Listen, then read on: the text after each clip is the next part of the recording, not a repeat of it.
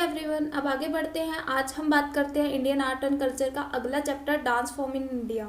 हम बात करते हैं इंडिया में डांस, जहां क्लासिकल डांस भी देखने को मिलता है और फोक डांस भी।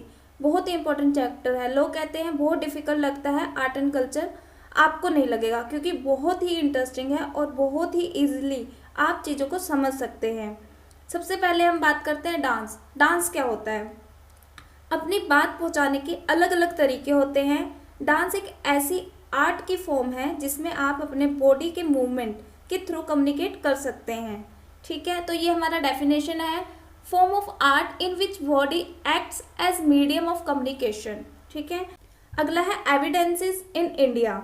इंडिया के अंदर डांस बहुत पुराने समय से चल रहा है, तो हमें कैसे पता लगा? तो सबसे पहले सोर्सेज को देखते हैं। सोर्सेज जो है सबसे इम्पोर्टेंट है वो है अजंता एलोरा की पेंटिंग्स। जब आप अजंता एलोरा के केव्स में जाओगे तब आप देखना वहाँ पेंटिंग्स में उसमें डांस करते हुए, मूवमेंट करते हुए दिखाया गया है। तो वहाँ से हमें पता लगता है कि इंडिया के अंदर डांस फॉर्म पुराने ज़माने से हैं, नहीं है। इसके अलावा स्कल्पचर्स, जो मूर्तियाँ हैं, खाजूराहो में जो मूर्तियाँ हैं उसकी जो पोजीशन है तो वो डांसिंग पोजीशन है, तो उससे भी हमें यह पता लगता है कि पुराने ज़माने से ही डांस हुआ करता था। तो हमें अजंता एलोरा से पता लगता है, खाजूराहो की पेंटिंग से पता लगता है। इसके अलावा आप सब जानते हो नटराज की मूर्ति, जो वो सुप्रीम मैनिफेस्टेशन ऑफ डांस है, जो लॉर्ड शिवा की मूर्ति है। मतलब वहाँ से भी पता लगता है कि इंडिया में बहुत पुराने ज़माने से डांस होता होगा। इसके अलावा एक भरत मुनि हुआ करते थे, इन्होंने एक शास्त्र लिखा जिसका नाम है नृत्य शास्त्र। दो इम्पोर्टेंट चीज़ें लिखी हैं इस बुक में के अंदर। ब्रह्मा, जो ब्रह्मा है, ब्रह्मा को क्रिएटर ऑफ यूनिवर्स बोला गया है। और नृत्य शास्त्र के अंदर ही पांचवा वेद भी प्रदान कर दिया गया है। चार वेद आप पढ़ चुके हैं, ठीक है। पांचवा वेद इस बुक के अंदर डिस्क्राइब किया गया है और ये भी कहा गया है जो ये नृत्य वेद है, इसकी जो कंपोनेंट है हमारे पुराने वेद में से कुछ न कुछ इम्पोर्टेंट चीज़ें निकालकर बनाया गया है। फॉर एग्जाम्पल वर्ड्स और पाठ है, ये हमारा ऋग्वेद से उठाया गया है, और जेस्चर और अभिनय हमारा यजुर्वेद से उठाया गया है। और अगला है म्यूजिक और गीत, ये हमारा सामवेद से लिया गया है। और सेंटिमेंट्स और रास, ये हमारा अथर्ववेद से लिया गया है। ये चारों पॉइंट्स आपको याद रखने हैं कि पांचवें वेद में से कौन कौन सी चीज़ें किस पुराने वेद से ली गई है। ठीक है, ये सबसे इम्पोर्टेंट है, ये क्वेश्चन में कई बार पूछा जा चुका है। सबसे पुराना एविडेंस की हम बात करें तो ओल्डेस्ट एविडेंस जो है वो डांसर की एक ब्रोंज फिगर मिला था इंडस वैली सिविलाइजेशन से। आपको याद होगा मोहनजोदड़ो से, हम मोहनजोदड़ो की बात कर रहे हैं, ठीक है। वहाँ हमें एक ब्रोंज फिगर डांसर का मिला था, तो उससे भी कहीं ना कहीं ये पता लगता है कि इंडिया में डांस पुराने समय से ही चलता आया है। तो ये बात हो गई एविडेंस की। अगला हम बात करेंगे एस्पेक्ट्स ऑफ डांस। तो दो तरह के एस्पेक्ट्स को देखा जाता है, एक होता है लस्य और एक होता है तांडव। जो लस्य है वो रिप्रेजेंट्स करता है ग्रेस को, सिंबल ऑफ फीमाइन फीचर्स, मतलब इसे फीमेल्स किया करती है इस तरह के डांसेस को। और तांडव जो है वो रिप्रेजेंट करता है बोल्ड और विगोरियस को, ठीक है। इसका जो सिंबल है वो मेल फीचर्स, इस सिंबल ऑफ मेल फीचर्स, इसे मेल रिप्रेजेंट किया करते हैं। तो दो तरह के एस्पेक्ट्स है, एक लस्य है और एक ये तांडव है, ये आपको ध्यान में रखना है, ठीक है। अगला हम पढ़ेंगे एलिमेंट ऑफ डांस, ठीक है। 3 तरह के एलिमेंट होते हैं, एक होता है नृत्य, एक होता है नृत्य और एक होता है नृत्य, ठीक है। जो नृत्य है वो स्टोरी को रिप्रेजेंट करता है थ्रू डांस, नृत्य जो होता है वो इमोशनल को रिप्रेजेंट करता है डांस के थ्रू। और जो नृत्य है, नृत्य का कोई मीनिंग नहीं होता है, ये बस बेसिक स्टेप्स ऑफ डांस होता है। आगे हम मेजर डिफरेंसेस पढ़ेंगे क्लासिकल एंड फोक डांस के बीच में। क्लासिकल डांस, इसमें टेक्निक होते हैं, इसे पढ़ना पड़ता है, इसके स्टेप्स जो होते हैं वो फिक्स होते हैं, एक एक चीज़ फिक्स होती है, टेक्निकल होती है। Folk dance on the other hand एक इस तरह से कोई फिक्स एस्पेक्ट टेक्निकल नहीं होता।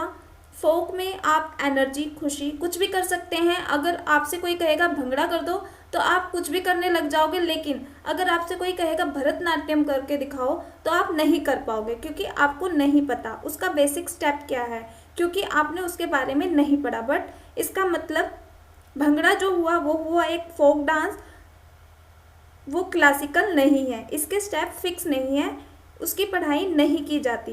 क्लासिकल डांसेस नृत्य शास्त्र के अंदर एक्सप्लेन किया गया है।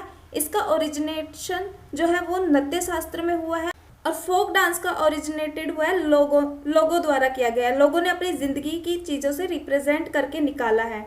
जैसे किसी को खुशी हुई, किसी की खेती अच्छी हुई तो डांस करने लग जाएगा, तो वो फोक डांस हो गया।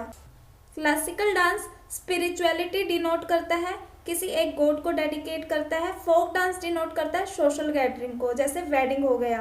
क्लासिकल डांस स्ट्रिक्ट होता है, टेक्निकल एस्पेक्ट फिक्स होते हैं। On the other hand folk dance आप कर सकते हो, आप स्टेप चेंज कर सकते हो, कुछ भी कर सकते हो, बट क्लासिकल डांस में आप स्टेप चेंज नहीं कर सकते, वो एक फिक्स एस्पेक्ट के साथ होता है। क्लासिकल डांस ग्रेस और कंपोजर बताता है। ऑन द अदर हैंड जो फोक डांस है वो एनर्जी, पावर, खुशी बताता है। क्लासिकल डांस हर कोई नहीं कर सकता, उसके लिए हाईली ट्रेंड प्रोफेशनल होते हैं। क्लासिकल डांस करते हैं जो बहुत सालों से पढ़ रहे होते हैं और प्रैक्टिस कर रहे होते हैं। फोक डांस कोई भी कर सकता है, इसका मतलब प्रोफेशनल्स की ज़रूरत नहीं है फोक के लिए। Classical dance total 8 classical dances होते हैं जिसके बारे में हम पढ़ेंगे, और फोक डांसेस जो होते हैं वो 30 से भी ज़्यादा होते हैं। आगे हम एक एक करके सबको डिस्कस करेंगे। सबसे पहले हम बात करते हैं जो डांसेस को कोरिलेट किया जाता है कुछ चीज़ों के साथ, इनको बोलते हैं पंचतत्व डांस। कुछ पंचतत्व हैं जो डांसेस के थ्रू कोरिलेट किए जाते हैं। ये आपको ऑब्जेक्टिव के लिए ध्यान रखना है।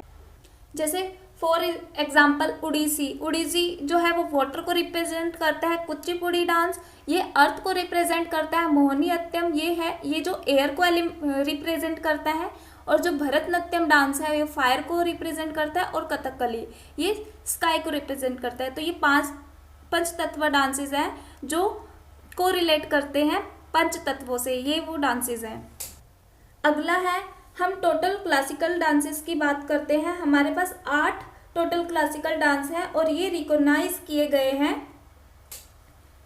संगीत नाटक अकेडमी और मिनिस्ट्री ऑफ कल्चर। इन्होंने ये 8 डांसेस को सर्टिफाइड किए हैं एज अ क्लासिकल डांस। तो कौन कौन से हैं?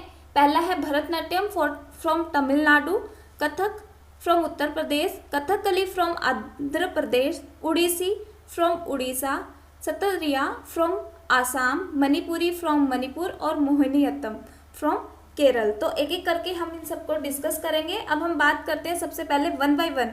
We will talk about all the classical dances. सबसे पहले बात करते हैं हम भरतनाट्यम की। सबसे ओल्डेस्ट क्लासिकल डांस भरतनाट्यम है। अराउंड 2000 साल पुराना बोला जाता है भरतनाट्यम को। इसका ओरिजिनेट हुआ था तमिलनाडु के तंजौर डिस्ट्रिक्ट में। ठीक है, भरत मुनि के नृत्य शास्त्र में इसको लिखा गया है। यहाँ एक इम्पोर्टेंट टेक्स्ट और मिलता है जिसका नाम है अभिनय दर्पण। ये लिखा है नंदीकेश्वरा ने। इसके अंदर भी हमें भरतनाट्यम के बारे में इंफॉर्मेशन मिलती है। तो यहाँ पर ये भी एक सोर्स है अभिनय दर्पण एग्जाम में आ सकता है। यहाँ पर इसके टेक्निक, इसकी ग्रामर, इसके बेसिक कॉन्सेप्ट सब कुछ एक्सप्लेन किया गया है अभिनय दर्पण के अंदर। नेक्स्ट हम बात करते हैं भरतनाट्यम का एक और नाम है एक आर्य। इसका मतलब है एक डांसर जो बहुत सारे रोल परफॉर्म कर सकता है। इसके अंदर आई मूवमेंट्स भी होती है, हैंड जेस्चर्स भी होती हैं और ये एक सिंगल पर्सन को परफॉर्म करना होता है। इसको फायर डांस भी बोला जाता है। कुछ इंस्ट्रूमेंट भी बज रहे होते हैं जैसे वीणा। एक आदमी इसमें कुछ बोल रहा होता है, उसे नटू वर्नर कहा जाता है। ठीक है, उसके बाद इसमें सिल्क साड़ी का यूज़ किया जाता है जो गोल्ड एम्ब्रॉयडरी के साथ होता है और प्लेट्स भी होती है इसमें। ठीक है, और इसमें जो इम्पोर्टेंट जो डांसर है वो इनको आपको याद करना है, रुक्मणी देवी अरुणडले। ठीक है, उसके बाद जो अनामंडी है ये एक पोजीशन है जिसे हाफ सीटिंग पोजीशन कहा जाता है। और अल्लारिपू जो वर्ड है इसे कहते हैं जो डांस स्टार्ट होने के पहले गॉड से ब्लेसिंग लिया जाता है, इसको कहते हैं अल्लारिपू। तो आज की वीडियो में हम इतना ही पढ़ेंगे भरतनाट्यम के बारे में। अगली नई क्लास में हम आगे के जो बचे हुए क्लासिकल डांसेस है उसके बारे में डिस्कस करेंगे और साथ ही साथ जो फोक डांसेस है उसके बारे में भी डिस्कस करेंगे। तो आज की वीडियो में बस इतना ही। धन्यवाद।